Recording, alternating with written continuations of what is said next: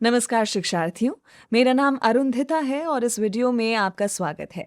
जैसा कि आपको याद होगा, खंड 1 की इकाई 3 में और साझा समझ विकसित करने के लिए सृजनात्मक संचार अभ्यासों पर एक अन्य वीडियो में हमने आईवीआरएस या इंटरैक्टिव वॉइस रिस्पॉन्स सिस्टम पर संक्षेप में चर्चा की थी। आज के इस वीडियो में हम देखेंगे कि कैसे आईवीआरएस को श्रोताओं की आवाज को बाहर लाने के लिए एक सहभागी साधन के रूप में इस्तेमाल किया जा सकता है। आइए देखें कि हम इस वीडियो में किन बातों पर गौर करने वाले हैं। सबसे पहले हम ये समझेंगे कि श्रोताओं की आवाज़ क्या है और वे क्यों महत्वपूर्ण है।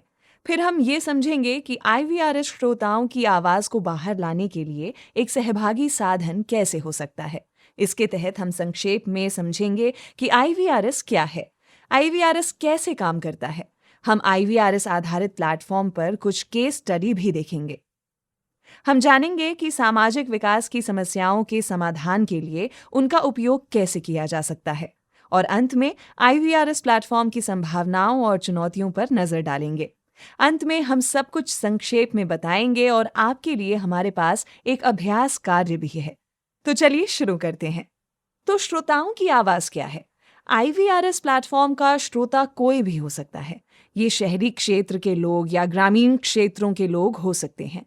यदि हम ग्रामीण क्षेत्रों में गौर करें तो देखेंगे कि हमारे श्रोता कौन हो सकते हैं। ये महिलाएं या महिला समूह हो सकते हैं जो स्वास्थ्य और पोषण के बारे में जानना और साझा करना चाहते हैं। ये आशा या आंगनवाड़ी या एएनएम जैसी फ्रंटलाइन कार्यकर्ता हो सकती हैं। ये छोटे बच्चे या छात्र हो सकते हैं जो शायद कुछ सबक या कहानियां सुनाना चाहते हैं। ये किसान हो सकते हैं जो कुछ नवीन कृषि तकनीकों को दूसरों के साथ साझा करना चाहते हैं या ये जानना चाहते हैं कि अपनी फसलों पर कीटों के हमलों को रोकने के लिए वे क्या कर सकते हैं। हालांकि जब इन श्रोताओं तक प्रासंगिक जानकारी तक पहुंचने और साझा करने की बात आती है तो इन क्षेत्रों में कुछ प्रमुख चुनौतियां होती हैं। खैर, इसके कई कारक हैं। सबसे पहले, जनसंख्या के कुछ वर्गों की दूसरों की तुलना में सूचना तक अधिक पहुंच है और जिनकी अधिक पहुंच है उनकी सूचना के आदान प्रदान में और यहाँ तक कि ये निर्धारित करने में कि कौन सी जानकारी साझा की जाएगी अधिक भूमिका होती है। आप देखते हैं कि शिक्षा की कमी या सही जानकारी कहाँ से प्राप्त करें। इस बारे में जानकारी की कमी या समाचार पत्र या इंटरनेट जैसे सूचना स्रोतों की उपलब्धता न होने जैसी कुछ समस्याएं हैं। और जब ग्रामीण क्षेत्रों में महिलाओं की बात आती है तो ये समस्या बहुत बढ़ जाती है। ज्ञान सृजन में ग्रामीण और दूरस्थ क्षेत्रों के समुदायों की सहभागिता का अभाव है। इसके अलावा जब दूरस्थ और ग्रामीण क्षेत्रों के लोगों की सहभागिता, सूचना के आदान प्रदान और प्रासंगिक ज्ञान की बात आती है तो इसमें एक बड़ा अंतर होता है। ये आगे चलकर इन समुदायों में अपने अधिकारों और पात्रता के बारे में जागरूकता की कमी का कारण बनता है। साथ ही बाहरी लोगों द्वारा नियंत्रित संचार के टॉप डाउन मॉडल वाले मीडिया प्लेटफॉर्म दूरस्थ समुदायों की आवश्यकता को पूरा करने में सक्षम नहीं है। इस दृष्टिकोण में ग्रामीण समुदाय केवल दूसरों द्वारा डिजाइन और उत्पन्न की गई जानकारी का प्राप्तकर्ता होता है। अब ये श्रोताओं की आवाज क्यों महत्वपूर्ण है? क्योंकि लोगों द्वारा संचालित प्रक्रिया सहभागी मीडिया नेटवर्क का निर्माण कर सकती है जो न केवल लोगों को सूचित कर सकती है बल्कि समुदायों को सशक्त भी बना सकती है, क्योंकि वे उन मीडिया चैनलों के मालिक हैं, वे सूचना प्रवाह के मालिक हैं आदि। सूचना निर्माण और ज्ञान सृजन में सहभागिता में भी लोकतंत्र को सकारात्मक रूप से प्रभावित करने की क्षमता है। आप जानते हैं, हर किसी की आवाज सुनी जा रही है और इसलिए ये नागरिक और राजनीतिक सहभागिता को प्रभावित करती है। ये नागरिकों को उनके अधिकारों और पात्रता के साथ साथ समान नागरिक के रूप में उनके कर्तव्यों के बारे में जागरूक करने में सक्षम बनाती है और इसलिए ये जवाबदेही में सुधार करती है। इसके अलावा श्रोताओं की आवाज नीति निर्माताओं को डेटा संचालित, प्रभावी और प्रासंगिक समाधान विकसित करने में भी मदद कर सकती है। अब देखते हैं कि आईवीआरएस श्रोताओं की आवाज को बाहर लाने के लिए एक सहभागी साधन के रूप में कैसे कार्य करता है। जैसा कि मैंने पहले कहा, हमने पहले खंड में आईवीआरएस पर संक्षेप में बात की थी। आइए इसका एक त्वरित पुनर्कथन करें। IVRS एक कंप्यूटर आधारित टेलीफोन प्रतिक्रिया प्रणाली है जो एक विशिष्ट टेलीफोन हार्डवेयर और एक डिजिटल आवाज का उपयोग करती है।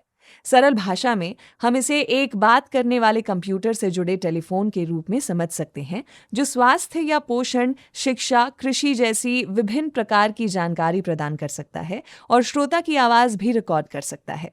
आपको ये आरेख याद होगा। IVRS इस तरह से काम करता है कि एक मुफ्त फोन नंबर पर कॉल करते हैं और एक स्वचालित ग्रीटिंग और सिस्टम कैसे काम करता है इस पर संक्षिप्त निर्देशों के साथ हमें तुरंत कॉल बैक प्राप्त होता है। इसके बाद एक मेन्यू या ऑडियो सामग्री की एक श्रृंखला प्रस्तुत की जाती है और कॉल करने वाले अपने सामान्य फोन कीपैड पर उपयुक्त बटन दबाकर चयन कर सकते हैं। इस मंच को परस्पर संवादात्मक क्यों कहा जाता है? क्योंकि श्रोता किसी भी ऑडियो सामग्री को सुनने के बाद टिप्पणी रिकॉर्ड करके ऑडियो संसाधनों के साथ परस्पर बातचीत कर सकता है। इतना ही नहीं, वे चल रही ऑडियो सामग्री से संबंधित सामग्री से असंबंधित अपना स्वयं का ऑडियो भी रिकॉर्ड कर सकते हैं। फिर श्रोता द्वारा रिकॉर्ड की गई सामग्री को प्लेटफॉर्म पर संग्रहित किया जाता है। मॉडरेशन और सत्यापन के बाद इसे प्लेटफॉर्म पर प्रकाशित किया जाता है और इसे अन्य कॉलर्स द्वारा सुना जा सकता है। आप जानते हैं, इस प्रकार का प्लेटफॉर्म कॉल करने वालों के लिए मुफ्त है, लक्ष्य उपयोक्ताओं के लिए मुफ्त है और इसका उपयोग करना आसान है। ये 24/7 उपलब्ध है। ये भौगोलिक सीमाओं में बंधा नहीं है। ये केवल एक साधारण सामान्य फोन जिसमें कीपैड काम कर रहा हो द्वारा उपयोग की जाने वाली सेवा है और इसलिए ये श्रोताओं की आवाज को बाहर लाने में सक्षम बनाता है और सामाजिक परिवर्तन की ओर बढ़ता है या उसे सक्षम बनाता है। तो आइए देखें कि हम IVRS में श्रोताओं को कैसे संलग्न कर सकते हैं। इसकी प्रक्रिया क्या है? तो सबसे पहले इसे असेसमेंट सर्वे की जरूरत है। हम समुदाय में जाते हैं और सभी भागीदारों से इस संदर्भ में समुदाय से इनपुट लेते हैं।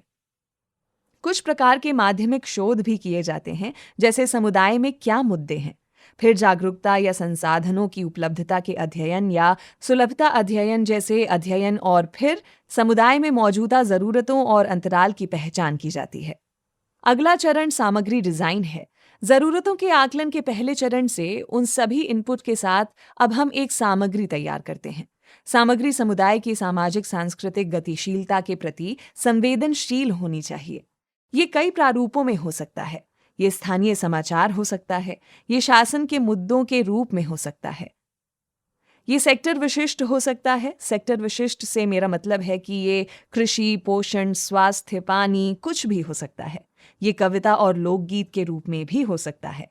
ये चुटकुले, नाटक या कुछ भी हो सकता है। सामग्री डिजाइन का एक महत्वपूर्ण बिंदु श्रोता फीडबैक है, अर्थात सिस्टम में फीडबैक देने का एक तंत्र होना चाहिए। तीसरा चरण है, जब हमने सामग्री तैयार कर ली है तो हमें स्थानीय समुदाय के साथ जुड़ने की आवश्यकता है। इसलिए जैसा कि आप जानते हैं, हम विशेषज्ञों का एक स्थानीय पूल बना सकते हैं और उन्हें IVRS का उपयोग करने, मॉडरेट करने, ऑडियो सुनने के लिए प्रशिक्षित कर सकते हैं। और साथ ही ये समुदाय एक महत्वपूर्ण भूमिका निभाएंगे, क्योंकि वे इन स्थानीय विशेषज्ञों की तरह ही होंगे जो मंच का उपयोग करने में समुदाय को उन्मुख करेंगे, मूल रूप से यूजर इंटरफेस में सुधार करेंगे। और फिर एक बार जब सामग्री IVRS पर चलाई जाती है तो हमें इसकी निगरानी करनी होगी। हम इसकी निगरानी कैसे करते हैं? प्रभावशीलता का विश्लेषण करने के लिए हमारे पास आंकड़े हैं, जैसे कितने कॉलर्स ने कॉल लिया, कॉलर्स ने सामग्री को कितनी देर तक सुना, तो हमें ये सभी आंकड़े मिलते हैं। प्रभावशीलता और कॉलर्स के इन सभी डेटा को मापने के लिए हमारे पास IVRS में तंत्र है। वरीयता क्या है? समय की वरीयता, लोग कब सुन रहे हैं, सुबह या शाम या दोपहर में, और बदलाव को भी मापे। क्या इसका उपयोग करने में श्रोता का व्यवहार बदल गया है या वो पहले जैसे ही हैं? तो इस तरह की हर बात पर हम नजर रख सकते हैं। ये एक दिलचस्प बात है कि हम इस प्लेटफॉर्म पर प्री और पोस्ट सर्वेक्षण भी कर सकते हैं। प्री और पोस्ट सर्वेक्षणों से हमारा क्या तात्पर्य है? जैसे कि यदि आप हस्तक्षेप कार्यक्रम करते हैं तो आप उससे पहले लोगों के साथ एक सर्वेक्षण करते हैं।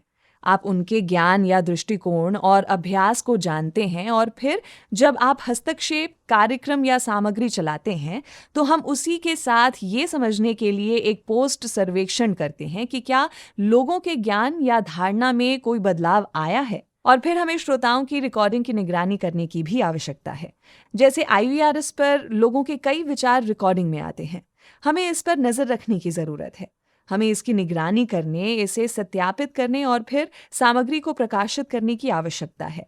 यदि आप इस एरो को देखें तो ये प्रक्रिया फिर से एक आवश्यकता मूल्यांकन के रूप में कार्य करती है। ये IVRS के एक पुनरावृत्त चक्र की तरह है जिसका उपयोग किया जा सकता है और पुनरावृत्ति में इन नियमित प्रक्रियाओं का पालन करके लगातार सुधार किया जा सकता है। अब आइए देखें कि IVRS पर क्या सामग्री है।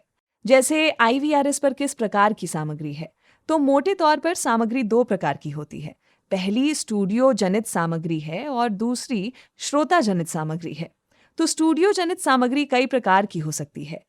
ये एक कथन हो सकता है, ये प्रश्नोत्तरी अर्थात प्रश्न और उत्तर का रूप हो सकता है। हमारे पास चर्चा मंच, साक्षात्कार, ऑडियो नाटक या कुछ भी हो सकता है।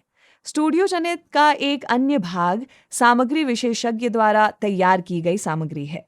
ये केवल स्टूडियो जनित सामग्री का एक भाग है। तो हम विशेषज्ञ द्वारा तैयार सामग्री में क्या करते हैं? हम कहते हैं कि पोषण या स्वास्थ्य देखभाल पेशेवर या कुछ जिला कलेक्टर कहते हैं जो आपको कुछ चीज़ों के बारे में कुछ जानकारी दे सकते हैं, या कोविड से संबंधित स्वास्थ्य पर काम करने वाला कोई व्यक्ति जो आपको सुझाव दे कि क्या खाना चाहिए और क्या नहीं खाना चाहिए। आप जानते हैं कि किन अफवाहों पर विश्वास करना है और किन पर नहीं करना। मैं आपको मोबाइल वाणी का एक उदाहरण दूंगी जिस पर हमने खंड 1 में संक्षेप में बात की है, और स्टूडियो जनित सामग्री कैसे काम करती है इस पर 2 लघु वीडियो साझा करूंगी। पहला वीडियो स्वास्थ्य और पोषण पर है।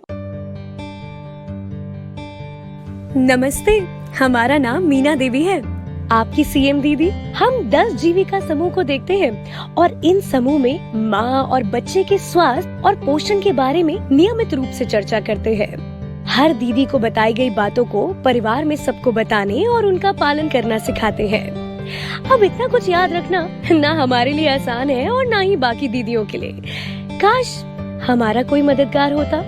शुक्र है जीविका मोबाइल वाणी का, एक ऐसी निशुल्क सेवा जो खास आपको और आपके परिवारजनों को जानकारी देने के लिए बनाई गई है। जानकारी जैसे गर्भवती महिला, धात्री माता या बच्चों के पोषण और देखरेख का, दस्त होने पर ORS कैसे पिलाना, कृषि संबंधित बातें, परिवार नियोजन और सरकारी योजनाओं के बारे में जानकारी, और भी कई सारी बातें जिन्हें सुनने के लिए आपको सिर्फ एक मिस कॉल देना होगा।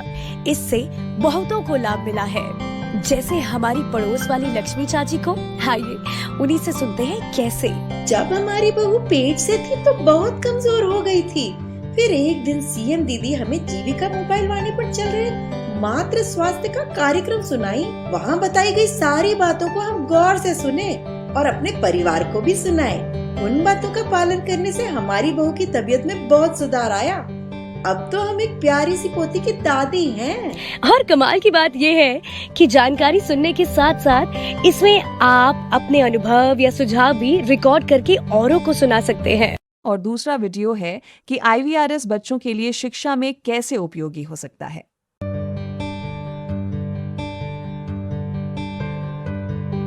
रानी, तुम फिर से किताब सामने रखकर कान में मोबाइल लगाकर बैठी हो। कितनी बार बोले हैं तुमसे कि ऐसे वक्त बर्बाद मत किया करो। अभी बाबा जी से शिकायत करते हैं हम। अरे भैया, आप हमारी भी बात सुनेंगे या नहीं? क्या सुनूं? हम मोबाइल में गाने नहीं बल्कि शिक्षकों के सुझाव और विचार सुन रहे हैं। अच्छा, तुम हमको उल्लू बना रही हो? अभी दिखाता हूँ। अरे भैया रुकिए तो, लीजिए आप भी सुनिए। नमस्कार, हम उच्च विद्यालय के शिक्षक मनोज कुमार बोल रहे हैं।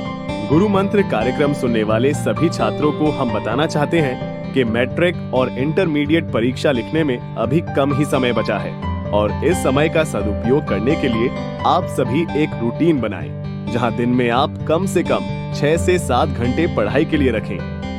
अरे, ये तो सही में अच्छा कार्यक्रम है, लेकिन ये सब कैसे, मतलब कहाँ बज रहा है? मोबाइल वाणी पर। अब ये मोबाइल वाणी क्या है? मोबाइल वाणी एक ऐसी निशुल्क सेवा है जहां दिन भर ऐसे कार्यक्रम चलते ही रहते हैं। शिक्षकों के साक्षात्कार, छात्रों के अनुभव और यहाँ तक हमारे स्कूल में हुए बाल संसद और मीना मंच की बातें भी होती हैं। अच्छा, तो ये बातें कौन रिकॉर्ड करता है और कैसे? मोबाइल वाणी के निशुल्क नंबर पर मिस्ड कॉल देके कोई भी छात्र और छात्रा, शिक्षक, युवा, युवती इसमें अपने विचार या अनुभव भी रिकॉर्ड कर सकते हैं और बाकियों द्वारा रिकॉर्ड कराए संदेश भी सुन सकते हैं। यहाँ तक कि हम अपने समुदाय से जुड़ी बातें भी मोबाइल वाणी सुनने के दौरान 3 नंबर दबाकर रिकॉर्ड कर सकते हैं। तो क्या हम भी इसमें सारी बातें रिकॉर्ड कर सकते हैं? बिल्कुल भाई। तो आपने वो 2 वीडियो देखे, आप इसके बारे में क्या सोचते हैं? दूसरे प्रकार की सामग्री श्रोता जनित सामग्री है। श्रोता द्वारा निर्मित सामग्री, जैसा कि आपको याद होगा, हमारी सामग्री है जो श्रोताओं द्वारा रिकॉर्ड की जाती है। अगर मैं एक IVRS सिस्टम को कॉल करती हूँ और एक ऑडियो रिकॉर्ड करती हूँ, तो ये श्रोता जनित सामग्री बन जाती है। श्रोता जनित सामग्री भी विभिन्न प्रकार की होती है। ये शिकायतें हो सकती हैं, ये किसी घटना की रिपोर्टिंग हो सकती है। जैसे मैं एक घटना की रिपोर्ट करना चाहती हूँ, ये गीत, कविता या कुछ भी हो सकता है। यहाँ 4 ऑडियो दिए गए हैं जो बताते हैं कि एक श्रोता जनित सामग्री क्या है। तो सबसे पहले अगर आप देखें तो ये एक व्यक्ति द्वारा साझा की जा रही चिकन की पाक विधि है। तो ये एक तरह की सामग्री है जिसे लोग रिकॉर्ड करते हैं। हम शामिल है, मेरा घर किशनगंज है और मैं बिहार से हूँ। मैं आप लोगों को ये बात बताने जा रहा हूँ कि चिकन कैसे बनाते हैं। चिकन बनाने से पहले हम 1 पाव या आधा केजी या 1 केजी या जितना भी हो चिकन हम ला लेते हैं। उसके बाद चिकन को अच्छी तरह से धुलाई करते हैं। धुलाई करने के बाद थोड़ा सा फिर कच्चा पानी में चिकन को उबला देते हैं ताकि उसमें से जो स्टेंट है, जो हानिकारक पदार्थ है, वो बाहर निकल जाते हैं और चिकन हल्का फुल्का पक भी जाता है। उसमें से फिर हम फुली भूनते आधा केजी। उसके बाद तेल देते हैं, मसाला देते हैं उसी में। इसके बाद चिकन को अच्छी तरीके से फेंटते हैं। जैसे कि हम एक दूध को पानी जब मिलाते हैं तो फेंटते हैं तो कितनी अच्छी होता है, पूरा मिलावट पूरा हो जाता है। उसी तरह चिकन को भी हम लोग फेंटते हैं। उसके बाद थोड़ी सी पानी दे करके हम लोग उसमें गलाना स्टार्ट करते हैं। जब गल जाता है उसके बाद उसमें धनिया डालते हैं। धनिया डालने के बाद उसमें थोड़ी सी हरी मिर्च डालते हैं ताकि अच्छा सेंट आए और खाने में टेस्टी हो। दूसरा ऑडियो लोगों द्वारा शिकायत करने पर कि कैसे उन्हें कोविड के दौरान राशन नहीं मिल रहा था।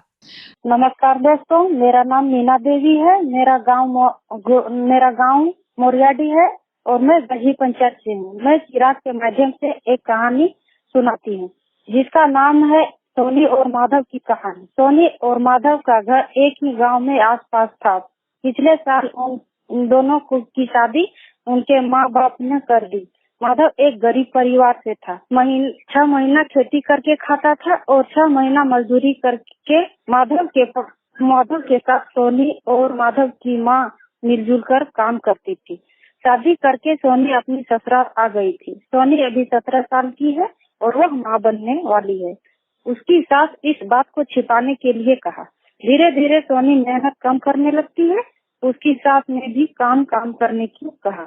जब 5 महीना बीत जाता है तो सोनी माँ सोनी से मिलने के लिए आती है। तब सोनी अपने गर्व की बात अपनी माँ को बताती है। सोनी की माँ उसे आंगनबाड़ी सेविका दीदी के पास लेकर के जाती है। सेविका दीदी गर्व को छिपाने से काफी नाराज हो जाती है।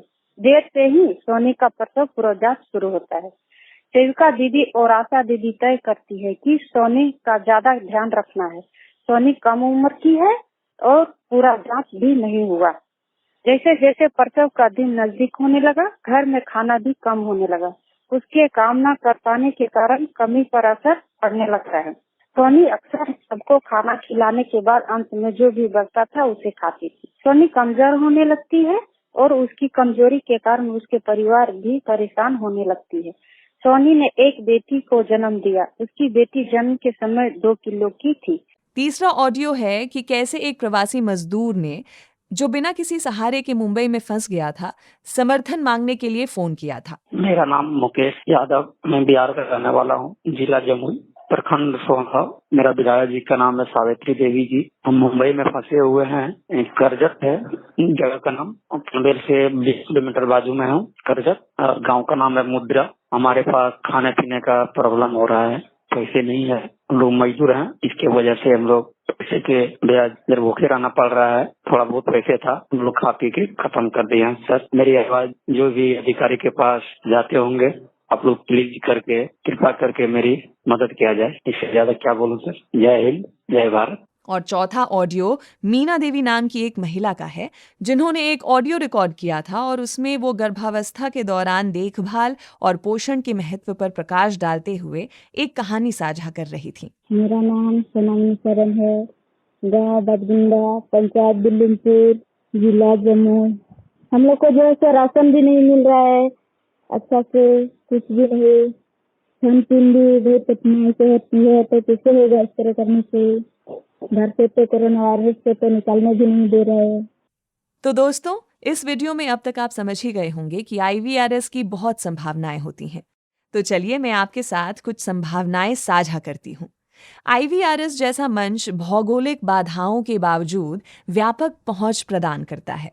देश के कई हिस्सों में दूर दराज के इलाकों में भी रहने वाले बहुत से लोग इस मंच को सुन सकते हैं।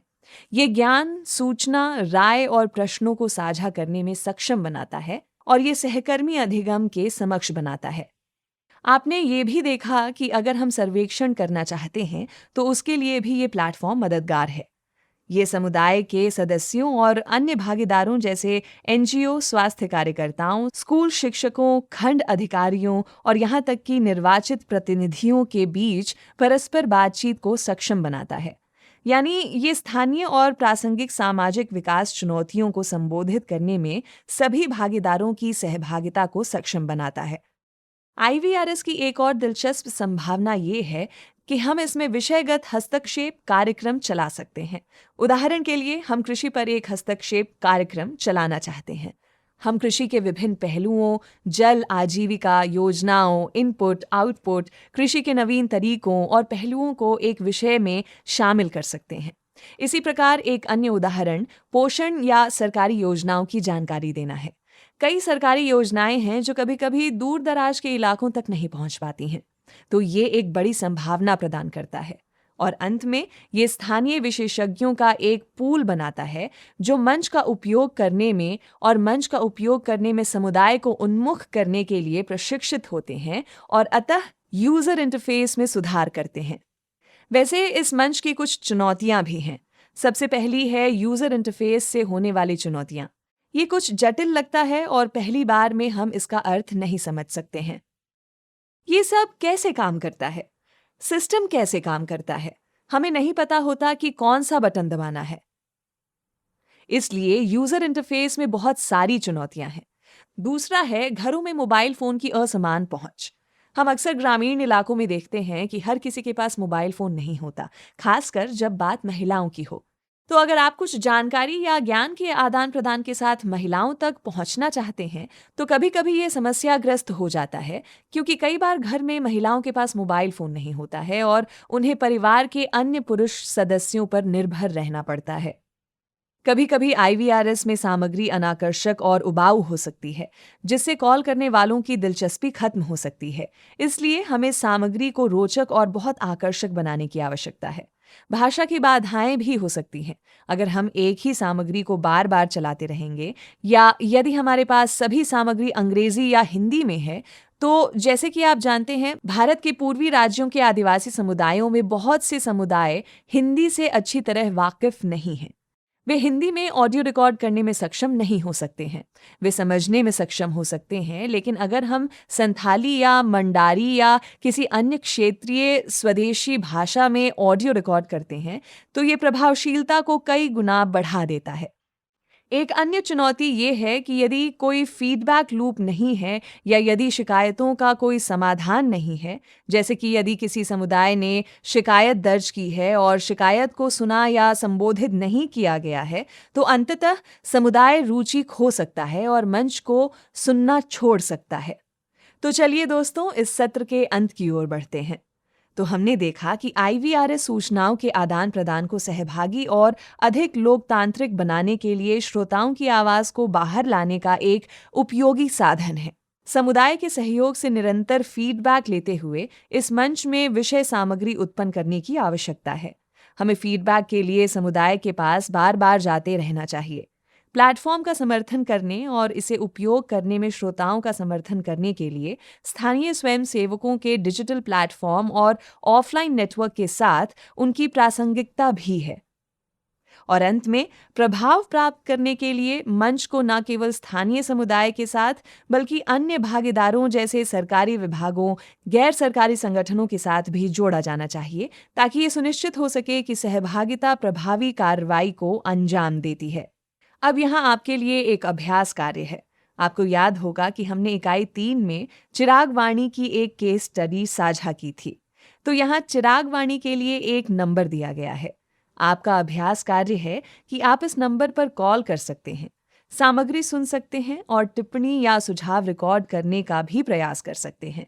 ये कुछ संदर्भ और सजेस्टेड रीडिंग्स हैं जो आपको अध्याय में भी मिलेंगे। धन्यवाद।